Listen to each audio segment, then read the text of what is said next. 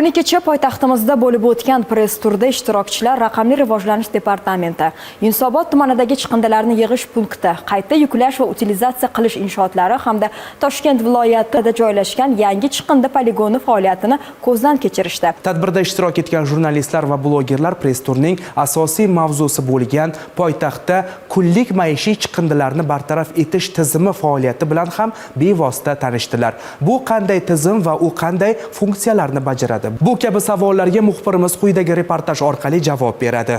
Dastlabki manzilimiz Toshkent shahar hokimligi huzuridagi Raqamli rivojlantirish departamenti. Bu yerda poytaxtda chiqindilarni yig'ish va olib chiqib ketish jarayonini avtomatlashtirish va shaffoflantirishga qaratilgan yangi raqamli tizim tanishtirildi.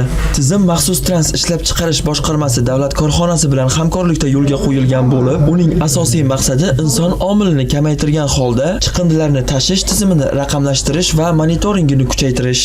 Toshkent shahrida 3000 tonnaga yaqin chiqindi bir sutkada chiqishi aniqlandi. Bunda ko'p qavatli uylardan 2300 tonnaga yaqin, yerlik xonadonlardan esa 462 tonna, ya'ni 500 tonnaga yaqin chiqindi chiqishini aniqladi. Har bitta fuqaroga 1 kilogramm 200 gramm norma qilib belgilanganligi aniqlandi. Ayni damda Toshkent shahar hokimligi qoshidagi Raqamli rivojlantirish departamentidamiz va bu yerda bildikki, oxirgi 6 oy ichida 1000 dan ortiq kameralar bilan birgalikda 28 ming kishiga onlayn jarimalar qo'llangan. Keyingi manzilimiz Yunusobod tumanidagi chiqindi tashlash shoxobchasi. Toshkent bo'yicha jami 1252 ta chiqindi maydonchasi mavjud. Ularning 1019 tasi maxsus transga, 82 tasi xususiy korxonalarga qarashli. Ular jami 6097 ta maxsus konteyner bilan ta'minlangan. Xitoy mana hozir biz shartnoma qilganmiz.